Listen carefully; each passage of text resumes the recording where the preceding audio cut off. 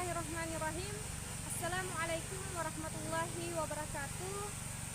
Nama saya Siti Adhaniar, NIM A35119060. Saya adalah mahasiswi Universitas Tadulako Palu, Fakultas Keguruan dan Ilmu Pendidikan. Di video ini saya akan menjelaskan mengenai materi hutan mangrove.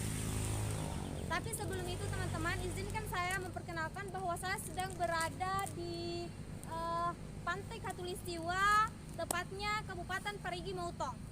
Nah, teman-teman pasti sering mendengar yang namanya hutan mangrove, terutama karena kita tinggal atau berada di Indonesia. Jenis hutan ini sama saja dengan jenis hutan lainnya. Alasan mengapa hutan ini diberikan nama sebagai hutan mangrove karena tumbuhan yang hidup di hutan ini didominasi atau bahkan semuanya merupakan pohon mangrove sehingga dinamakan sebagai hutan mangrove. Baik, saya akan menjelaskan sedikit mengenai pengertian hutan mangrove. Hutan mangrove adalah hutan yang ditumbuhi atau dihidupi oleh pepohonan mangrove atau pepohonan bakau yang hidup di lingkungan perairan payau. Hutan mangrove atau pepohonan ini sangat dipengaruhi oleh pasang surut air laut. Selanjutnya teman-teman, saya akan menjelaskan mengenai ciri-ciri atau karakteristik yang dimiliki oleh hutan mangrove ini. Ciri-ciri atau karakteristik hutan mangrove ini sangatlah khusus dan hanya dimiliki oleh hutan mangrove sendiri. Yang pertama, didominasi oleh pepohonan bakau atau pepohonan mangrove yang mempunyai akar mencuat ke permukaan. Yang kedua, sangat dipengaruhi oleh pasang dan surut air laut. Dan yang ketiga, keberadaannya berada di perairan air payau, yakni perairan yang terdiri atas dua air, yaitu air tawar dan air asin. Yang keempat adalah keberadaannya terutama di daerah yang mengalami pelumpuran, seperti yang di belakang saya ini, mengalami pelumpuran dan juga terjadi proses akumulasi bahan-bahan organik. Nah, kemudian teman-teman, saya akan menjelaskan mengenai ekosistem dari hutan mangrove ini. Ekosistem hutan mangrove bisa dikatakan sebagai ekosistem yang unik. Mengapa bisa dikatakan sebagai ekosistem yang unik?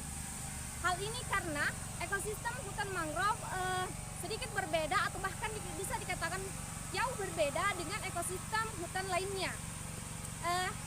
Karena ekosistem hutan mangrove ini yaitu berada di daerah di pinggir pantai yang mengalami pelumpuran sehingga mengakibatkan beberapa hal terjadi, yaitu satu, menahan abrasi tanah, kedua, salinitas tanah yang tinggi, ketiga, mengalami daur penggenangan terhadap pasang dan surut air laut, dan yang keempat, hanya beberapa jenis tumbuhan yang dapat hidup di pinggir pantai ini, dan yang kelima, tumbuhan yang hidup bisa dikatakan sebagai tumbuhan yang unik karena telah mengalami adaptasi dan juga evolusi.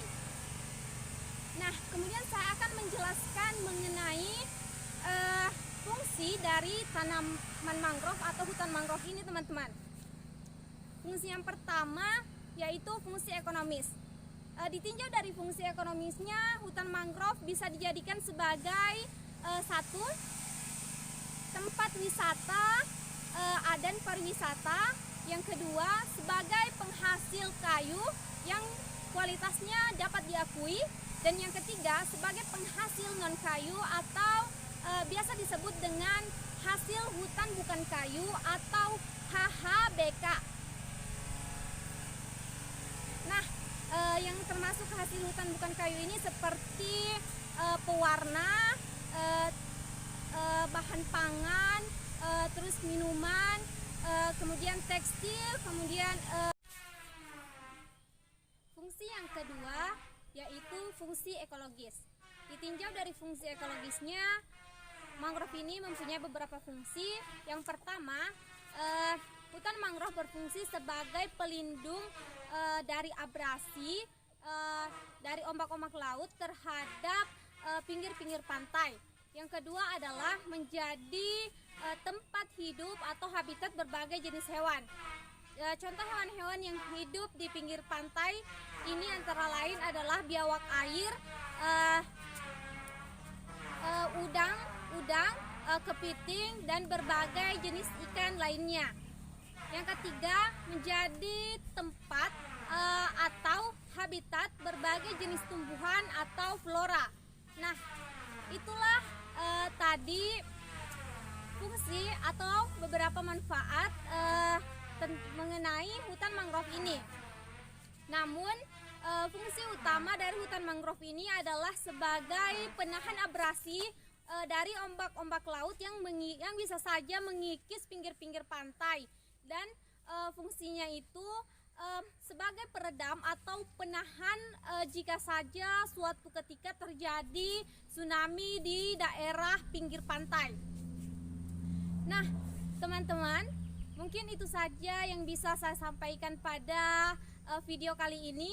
Mohon maaf apabila ada kesalahan kata. Sekian dan terima kasih. Wassalamualaikum warahmatullahi wabarakatuh.